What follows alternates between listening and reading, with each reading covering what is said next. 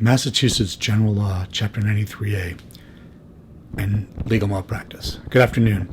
I'm attorney Neil Burns, and I'm here in my office at 6 Beacon Street in Boston, and we're going to talk a little bit today about 93A and the 4-year statute of limitations.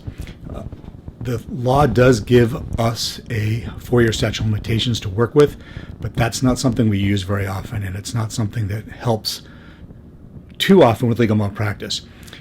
In a legal malpractice case, there has to be negligence by the attorney and damages as a result of the attorney's negligence. And if it's an unfair and deceptive trade practice by the attorney, we can use 93A. We almost always use a 93A letter when we send out a demand in a legal malpractice case because there's usually something unfair and deceptive. We don't win very often at trial with that, but it's a very good hammer, a very good tool to use when we prosecute these cases against attorneys, because unfair and deceptive trade practices are pretty easy for insurance companies to understand and for juries to understand.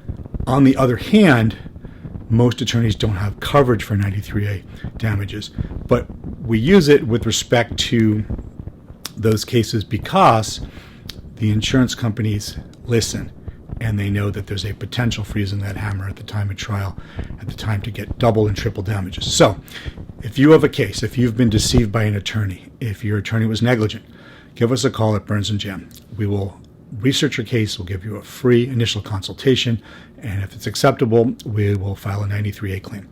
Regarding the 4-year statute of limitations, it is there, it's in the law. It's not something we would recommend pushing, it's not something we would recommend using, because if you pass the 3-year statute of limitations for negligence in a legal malpractice case, and you only have the counts on 93A, it is very risky because you don't have any negligence counts and you can only win on unfair and deceptive trade practices, and it's not insured.